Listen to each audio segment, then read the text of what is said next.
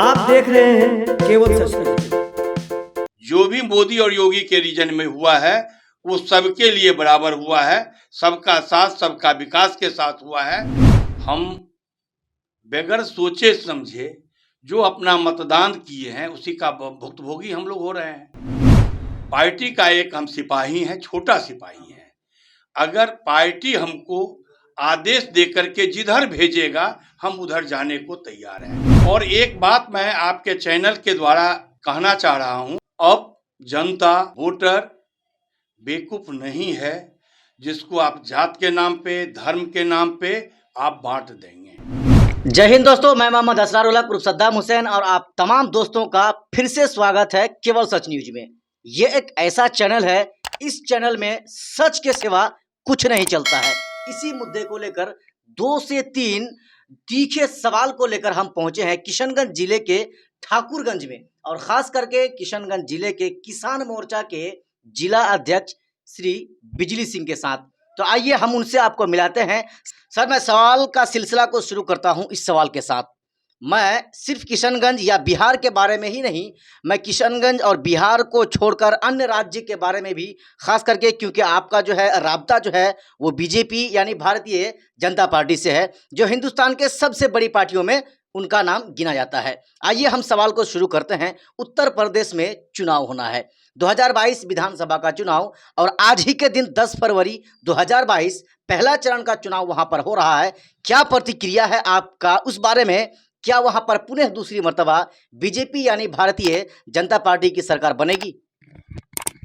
हाँ, भारतीय जनता पार्टी की सरकार वहाँ बहुमत से, प्रचंड बहुमत के साथ बनेगी। ये हम सबों को आत्मविश्वास है। आज 58 सीटों पे चुनाव हो रही है और 7 बजे से चुनाव चालू है। चुनाव बहुत बढ़िया से हो रहा है और हमको उम्मीद पूरा है जो हम अपने पूर्ण बहुमत के साथ साथ 350 के पार आएंगे। सर, आप बहुत कॉन्फिडेंस के साथ कह रहे हैं, जबकि विपक्ष का आप पर इल्जाम है कि योगी आदित्यनाथ जो वर्तमान के हिंदुस्तान के सबसे बड़ा राज्य उत्तर प्रदेश का वर्तमान के मुख्यमंत्री हैं, उन्होंने कुछ किया ही नहीं है सिवाय नाम को बदलने को लेकर। बहुत अच्छा सवाल आपने किया। विपक्ष के पास तो मुद्दा बोल करके कुछ है नहीं, मुद्दा विहीन है विपक्ष। सबसे बड़ी पार्टी कांग्रेस, वो तो कहीं कुछ है ही नहीं। सपा मुलायम सिंह अपने आप में खत्म है। और एक बात मैं आपके चैनल के द्वारा कहना चाह रहा हूं, अब जनता वोटर बेवकूफ नहीं है जिसको आप जात के नाम पे, धर्म के नाम पे आप बांट देंगे। आज जो भी मोदी और योगी के लेकर के जो भी विकास हुआ है या जो भी फंड मिला है वो धर्म के नाम पे नहीं मिला है या व्यक्तिगत बात लेकर के नहीं हुई है कि इनको ये मिले, इनको वो नहीं मिलना चाहिए। जो भी मोदी और योगी के रीजन में हुआ है वो सबके लिए बराबर हुआ है, सबका साथ सबका विकास के साथ हुआ है। और जनता इस बात को अच्छी तरीका से जानती है और वो जो है बहुमत भारतीय जनता पार्टी कमल छाप, कमल फूल पे ही करेंगे। तो बिजली सिंह जी, मैं बीच में आपको इस सवाल के साथ रोकना चाहूँगा। जैसे आपने कहा कि कांग्रेस तो वहाँ पर है ही नहीं, बसपा और सपा यानी कि बहुजन समाज पार्टी और समाजवादी पार्टी वहाँ पे मैदान ही में नहीं है, तो फिर बीजेपी का मुकाबला किसके साथ है? किसी के साथ नहीं, किसी के साथ नहीं। लेकिन वोट है, इलेक्शन है, जनता अपना राय देगी और जनता जब अपनी राय देगी तो आप देख लीजिएगा जनता करारा चोट देगी। जो नहीं, जो हमको काम किया, जो विकास दिया, हम उसके साथ। चलिए, पूरा विश्वास के साथ आप कह रहे हैं कि किसी के साथ मुकाबला नहीं है। हालांकि वहां पर 2-3 ऐसी बड़ी बड़ी पार्टियां हैं जो बड़ी पार्टी में उनका भी नाम शुमार किया जाता है बीजेपी यानी भारतीय जनता पार्टी के साथ, जो कि बिल्कुल कड़ा मुकाबला बीजेपी को वहां पर देने के लिए तैयार है, भले ही रिजल्ट कुछ और हो, ये बात अलग है। चलिए, यूपी से निकलकर अब हम बिहार में आते हैं।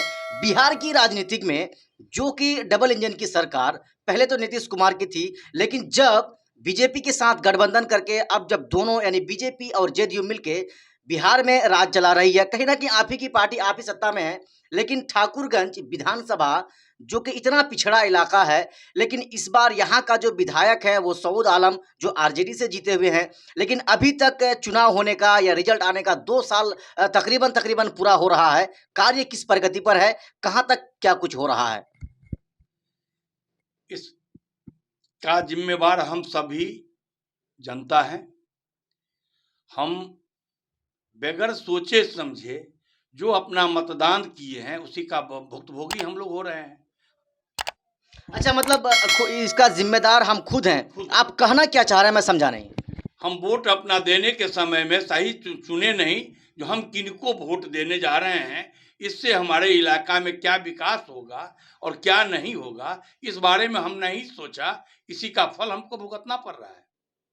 तो चलिए अंकल, इसी बीच हम आपको एक और सवाल करेंगे खड़खड़ी और भेड़बरी पुल को लेकर, जो काफ़ी ज़्यादा वायरल किया जा रहा था कुछ दिनों पहले, और आजकल भी कहीं ना कहीं वो बेहद और अजहद ज़रूरी है, जो नहीं हो पा रहा है। आपकी सरकार, क्योंकि आप ही की सरकार है, इस पर कहाँ तक क्या काम हो रहा है अब तक?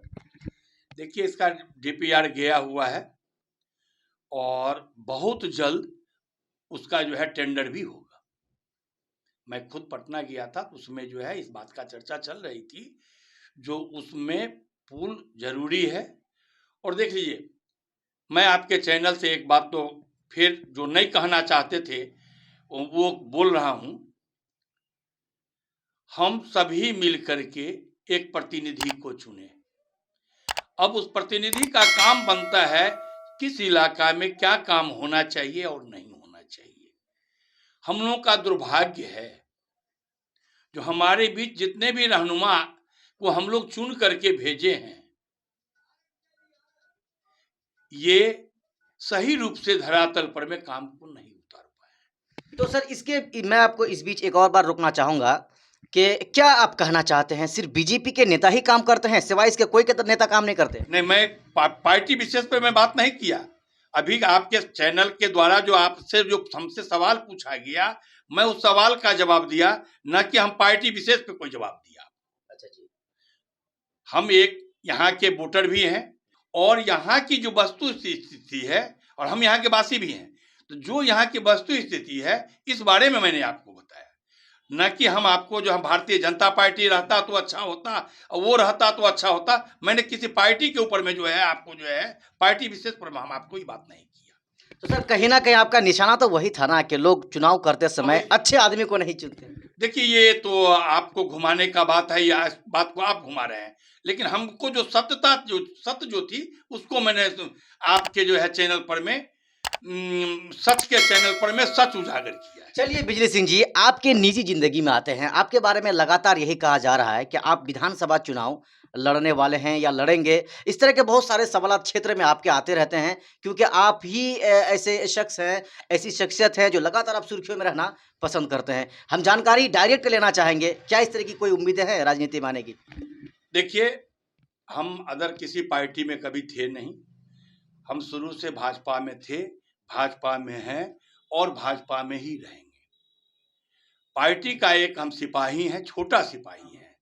अगर पार्टी हमको आदेश दे करके जिधर भेजेगा हम उधर जाने को तैयार हैं। हम नहीं बोल सकते हैं जो हम चुनाव लड़ेंगे या नहीं लड़ेंगे। हम तो एक छोटा सा सिपाही हैं। एक सिपाही को जो ऊपर से अफसर का आदेश मिलेगा, जैसे एक कमांडर जो आदेश देगा वो एक सिपाही करता है। हम जो है एक सिपाही हैं, सच्चे सिपाही हैं, और हमसे जो आदेश मिलेगा उसका अक्षर से पालन हम करेंगे। हम कल भी कार्यकर्ता थे, आज भी हैं और कल भी हम कार्यकर्ता रहेंगे। चलिए बिजली सिंह जी, सवालों का सिलसिला को हम खत्म करते हैं इस सवाल के साथ, क्योंकि ये जो आने वाला चुनाव नगर निगम का चुनाव है, जैसे जैसे दिन कमता जा रहा है, चुनाव का परवान जो है अपने चरम पर चढ़ता जा रहा है, क्योंकि नगर निगम का चुनाव जो है पार्टी लेवल पर नहीं होती है। क्या इस चुनाव में आपका आने का कोई जो है कोई अंदेशा है, या फिर आप चाहते हैं कि इसमें भी हम आए, चुनाव लड़े, नगर निगम के चुनाव? सर्वप्रथम तो आपको हम ये चीज़ क्लियर कर दें, जो हम नगर में का वोटर नहीं है, हम कनकपुर पंचायत के वोटर हैं। तो सबसे पहले तो ये बात तो आप यहीं पे खत्म हो गई, जो हम आ नहीं रहे हैं। जी जी। दूसरी सवाल आपका जो रहा, यहाँ का माहौल क्या है? तो यहाँ का माहौल, हम गांधी मैदान में सुषमा स्वराज जी आई थी जी। अब तो वो है नहीं, लेकिन वो अपने भाषण में तकरीर में एक शब्द बोले थे जो अभी तक हमें ध्यान में है, पलकों ने खता की सदियों ने सजा पाई। उनका इशारा जा रहा था मतदान के ऊपर में, जितना देर में हम बटन दबाएंगे, पल गिरने से भी पहले हम बटन दबाएंगे, तो बटन दबाने के टाइम में हम सभी नगरवासी से अनुरोध करेंगे कि अपना बटन दबाने के से पहले एक बार सब उम्मीदवार को देख लें और जो सच्चा दिखे उनके ऊपर में वो अपना जो है। तो चलिए सर जी, आपका बहुत बहुत शुक्रिया, धन्यवाद कि आपने अपना समय निकाला और फिर हमारे साथ आने के बात की। चलिए, आपका भी, आपका चैनल का बहुत बहुत धन्यवाद।